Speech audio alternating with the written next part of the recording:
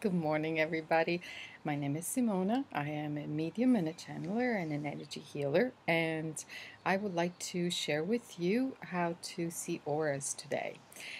So, one of the most common ways is where you'll be staring at your body, at a part of your body, or someone else's body with a background, against a background that it may be light in color or dark in color.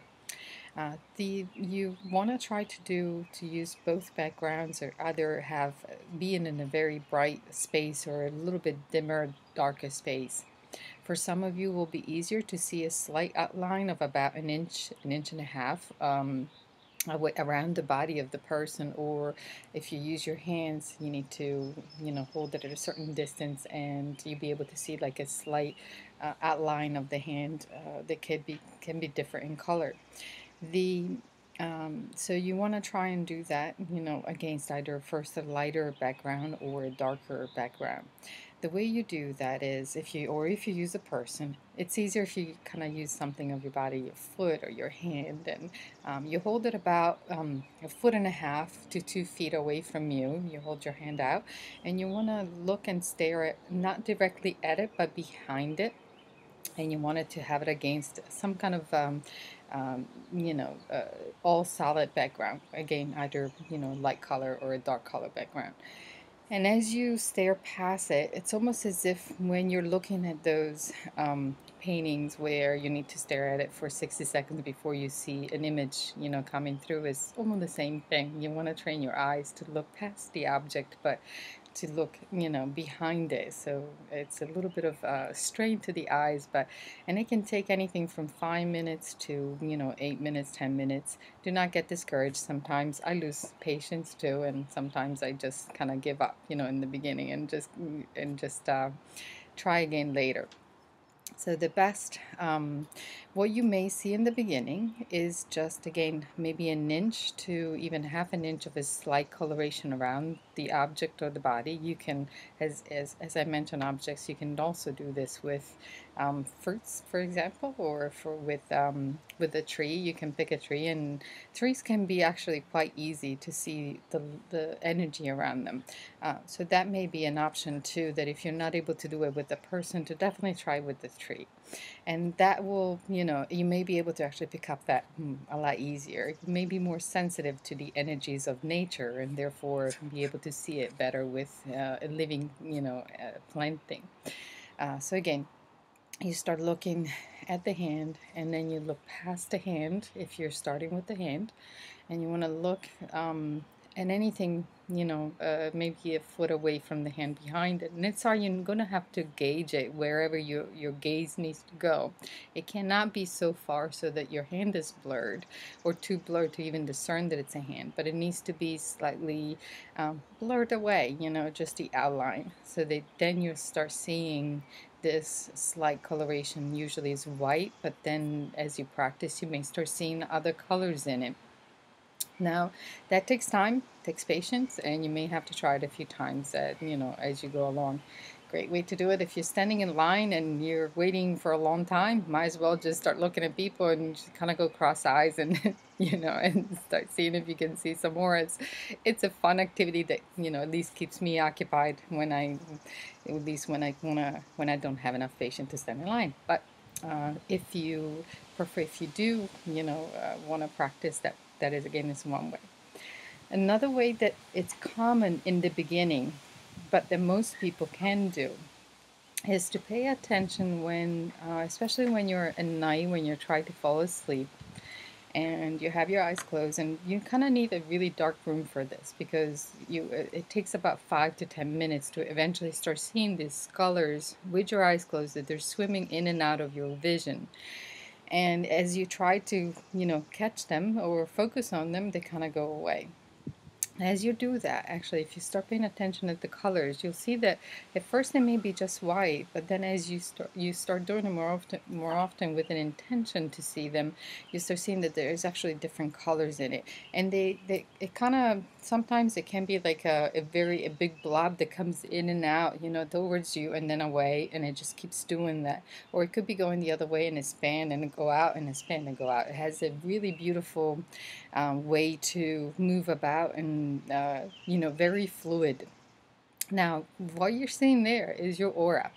And if you want to practice and do a fun thing once you start realizing that actually you're seeing colors and you're seeing your aura, is to go into a different emotion. So if you go into a place of love, you'll notice that your aura will switch from whatever color it is to a beautiful pink or magenta or purple color.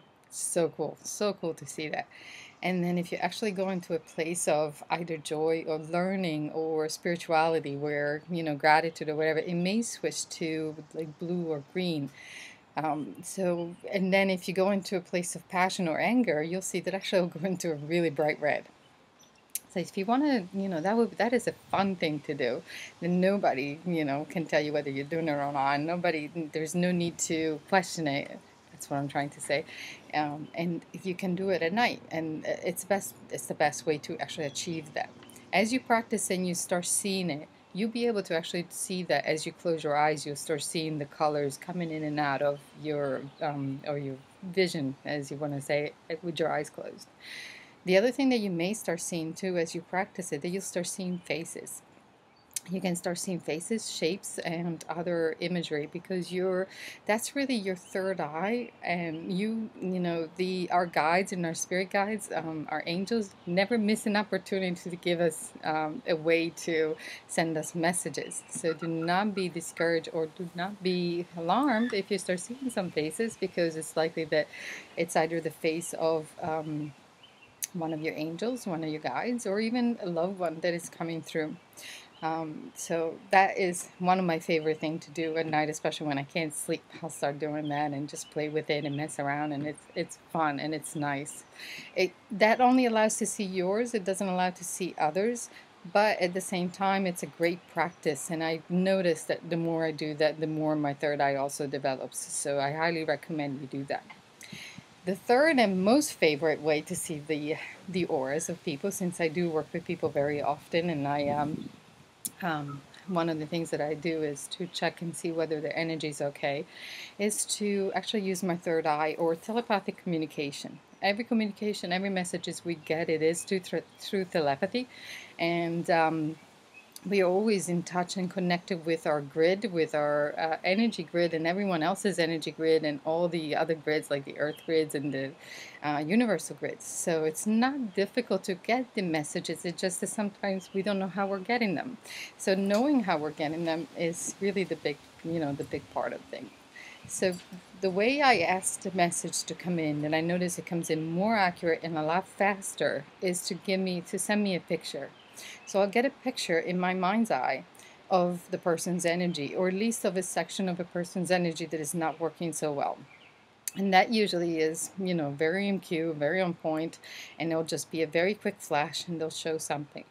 So oftentimes they may not be able to give you the whole picture, but they'll definitely always be pointing to whatever it is that you need to work on.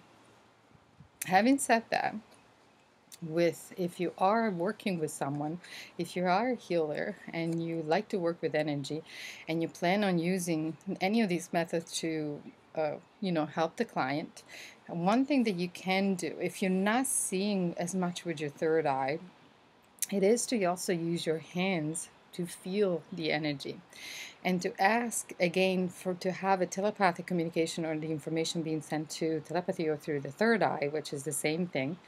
And you with the use of your hands and the knowing and your vision, the more you actually ask for something that you can do, and the more that will come. So do not, just because you can't do something doesn't mean that you shouldn't use it. Still use it and assume that eventually you will. Because as you use all your abilities, you use your hand to maybe go across the person's body, not only you will start feeling an area, however it is that you sense it, that it may not be okay, that you need to work on it, but you may also get a flash of light of a color that you need to, you know, stop and work on. Also, do not get too concerned about what it needs to be or what it isn't. What I mean by that is that, yes, there's a lot of literature out there and a lot of teachings about what each chakra's colors is referred to. So, for example, the throat is usually very blue, and your heart is usually either green or pink, and all the other chakras.